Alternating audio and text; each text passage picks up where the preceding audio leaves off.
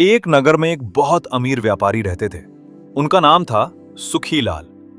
सुखीलाल जी का जीवन बहुत नियम से चलता था। वो रोज सुबह जल्दी उठते, स्नान करते और उसके बाद पूरे मन से प्रभु का ध्यान और भजन करते। फिर समय पर अपनी दुकान खोलते और पूरे दिन ईमानदारी से व्यापार करते। उनकी सच्चाई और ईमानदारी की चर्चा चारों ओर होती थी। धीरे धीरे समय बीतता गया, बच्चे बड़े हो गए और उन्होंने भी अपने पिता का काम संभाल लिया। अब सुखीलाल जी की उम्र लगभग 60 वर्ष हो चुकी थी। उनके मन में एक विचार बार बार आता था, अब दुकान का काम छोड़कर बाकी जीवन प्रभु के ध्यान और लोगों की सेवा में लगा देना चाहिए।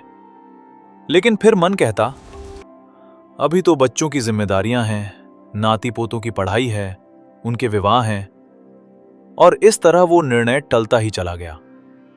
एक दिन सुखीलाल जी ऐसे ही सोचते सोचते सड़क पर टहल रहे थे। उसी समय एक महिला सड़क पर झाड़ू लगा रही थी।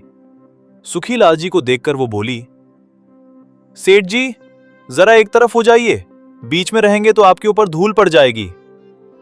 उस महिला की ये साधारण सी बात सुखीलाल जी के मन को छू गई। उन्हें अचानक महसूस हुआ, जो व्यक्ति दो नावों में सवार रहता है उसका कभी कल्याण नहीं होता। बस उसी क्षण उनकी आंखें खुल गईं। वो तुरंत अपनी दुकान पर पहुंचे और दुकान की चाबी अपने बेटों को सौंप दी।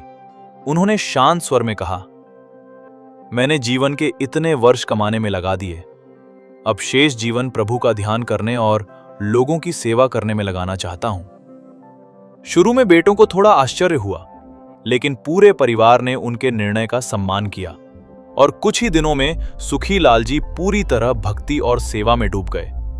तब उन्हें समझ आया, मनुष्य जीवन में बहुत संभावनाएं हैं। हम जितना ऊंचा उठना चाहें उतना उठ सकते हैं।